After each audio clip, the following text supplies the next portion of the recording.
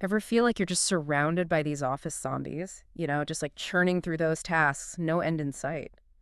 Well, today, we're going to be digging into this workplace epidemic. I think it might hit a little closer to home than you think. Yeah, it's not about your eyesight. No, definitely not talking about needing glasses here. No. We're calling this one myopia. And trust me, this is about a different kind of short-sightedness. One that can trap even the most efficient worker bees out there. Exactly. And to kind of illustrate this, we're going to talk about Deepak. Deepak's a character straight from the pages of Office Epidemics by Suram. Yeah. And you know the type, you've worked with them, always praised for hitting those deadlines, but never seems to make it to those like strategic planning sessions. Right. Like Deepak's story, it's kind of a cautionary tale. Yeah. It kind of shows how this laser focus on the immediate can really hold you back in the long run. The book calls this myopia, and it describes it as like a workplace epidemic. And it is for a reason, right? It's not just about one person missing a meeting here or there. Right, because, I mean, we've all been there, right? Like, deadlines are looming, inboxes overflowing. Sometimes the long term just has to wait. Yeah. But where's the line? Like, when does that heads down, get it done mentality? Yeah. When does that become a problem? And not just for you, but for the whole team. That is the million-dollar question. And what I think is so fascinating about this particular book, this source material, is Suram actually gives us this framework for diagnosing the severity of myopia in the workplace. Okay, I have to admit, now I'm intrigued. Like, a diagnosis for myopia. Tell me more. Yeah, so it's not like going to the doctor and getting a diagnosis. Right. But it's more like a scoring system. So you can kind of reflect on a coworker's behavior. Like, how often are they prioritizing the urgent over the important? How is their lack of big picture thinking impacting, the project alignment? And it helps you kind of gauge the extent of the issue. So you're basically grading your coworkers on their myopia. In a way, yeah. I can see the office pool happening already, but seriously, no, that's a pretty insightful tool. And it makes you wonder about the ripple effect, right? Like if one person is stuck in that short-term mindset, how does that impact everyone else on the team? Exactly. And the book actually, they use Deepak's colleagues as an example. So you have Priya, she's feeling uneasy about the lack of input. You have Ravi, he's frustrated, he's trying to pull strategic insights out of thin air. And then poor Ananya, the intern, she's left completely lost on how to even prioritize her own work. Oh, to be an intern in that situation. Talk about a recipe for disaster. Yeah. So it sounds like myopia is less of an individual ailment and more like a team-wide flu, like going around the office. But before we all start wearing those metaphorical face masks, the good news is the book actually offers a cure. It does, yeah. And it all starts with a healthy dose of self-awareness. Okay, so no more metaphorical face masks needed. We're talking about curing myopia. But self-awareness, that's a tricky one. Like, how do you actually get someone to realize, hey, you might have a problem here without, Right. Without being like, here's your bad grade. Exactly. Like, here's your myopia scorecard. You did not do well. Yeah, yeah. It's definitely not about pointing fingers or like delivering a diagnosis. It's about starting a conversation. And the book really emphasizes framing it in a way that resonates with that person's own goals and aspirations. So instead of saying like, hey, you're too focused on the short term, you might say something like, hey, I'm really curious to hear your thoughts on the long-term direction of this project. Exactly. You're shifting the focus from like those immediate tasks to the bigger picture, and you're inviting them to kind of engage in that strategic thinking. That makes sense, yeah. It's like you're helping them see the forest, not just the trees that they're so busy chopping down, right? Yes. Yeah. But, let's be real for a second. Knowing and doing, those are two very different things. Totally. It's one thing to have that aha moment of like, oh, okay, I see it.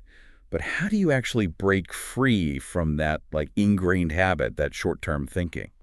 It's not easy. I mean, especially in today's work environment, everything's fast-paced. Yeah. But I think that's why the source material really emphasizes that that's the first step, is recognizing it. And then from there, it's about consciously carving out the time for that strategic thinking. Oh, easier said than done, though, right? Right. Like when your inbox is exploding and you have all these deadlines, I can practically hear our listeners, right? Just like, ugh, when am I supposed to find time to ponder the future when I can barely keep up with today? Yeah, I hear you. What if, instead of trying to find an extra hour in your already jam-packed day, we looked at it as kind of shifting your mindset even in small ways? Okay, I'm listening. What does that look like, practically speaking? So The source material I thought had some really practical examples. Like instead of just diving headfirst into that to-do list every morning, what if you just took even 5 minutes to review your long-term goals, see how those tasks fit into the bigger picture? 5 minutes to just pause, think, before the chaos of the day. I Yeah, can practically feel the stress melting away. And it's not just about finding those pockets of time, though, right? It's also about like changing the way we approach meetings, interactions. absolutely, yeah. The source material actually encourages readers to actively seek out opportunities for a strategic discussion, even if it feels a little uncomfortable. So raise your hand, even if you'd rather like melt into the background, you know? Exactly, yeah. Like be a wallflower over here in the corner during the brainstorming session. Like stepping outside your comfort zone, that can be tough. It can be, but that's where that's where the good stuff happens, the growth. And the more you practice that, the more you flex that strategic thinking muscle, Hmm. the easier it becomes. It's like anything else, right? The more you do it, the more it just becomes second nature. Right. But what about those of us who maybe need a little more guidance? Think long term. I mean, it sounds great in theory, Right. but how do you actually put that into action, you know? Luckily for us, we have this framework, right? We do. It's called the vision framework. Ah, I see what you I did. see you smiling. You love it. Okay, you know me too well, but the vision framework, it's memorable, right? It speaks to what we're trying to do here, break free from that myopia. So walk us through it. What does vision stand for? So it stands for view the bigger picture, identify long-term goals, set strategic priorities, integrate across teams, organize milestones for the future, and nurture strategic thinking. Okay, can I hand it to Suram? That is a pretty comprehensive framework. It's like a roadmap for going from myopic to visionary. But I'm guessing the real magic is in the application. What are some practical takeaways? Like, what can our listeners actually start doing today? Well, absolutely. And one of the things I really appreciate about the vision framework is it goes beyond just like the individual change. It recognizes that myopia can be a systemic issue, something that needs to be addressed at a team level, even the organizational level. That makes a lot of sense. You could have a whole office full of DPACs, right? Like everyone's super efficient at their individual tasks, but if they're not on the same page, not aligned on that bigger picture, it's like they're all rowing in different directions. Exactly. And so the framework actually talks about this, about creating a culture that values strategic thinking, where it's not seen as this like extra thing or something you squeeze in if you have time, but it's actually crucial to success. So it's less about telling people, hey, you need to think long term, and it's more about actually building systems and processes that support that kind of thinking. Exactly. And one of the most I think practical things that the book suggests is actually incorporating what they call future-focused questions into everyday conversations. Okay, I like that. Future focused questions. Yeah, so like things like instead of just, oh, how are we going to hit this deadline? It's like, okay, how will this decision that we make impact us a year from now? Or what are the potential long-term implications of this project? Those are such great questions, and it's so simple, but we often get so caught up in just like the urgency of the day to day that we forget to ask those questions. It's so true. But even those small shifts in our language, I think, the way we approach problems can make a big difference. And you know what? The book even provides like little scripts for those who maybe, you said you'd rather blend into the wallpaper. It gives them the words to say. Okay, now that is what I call practical advice.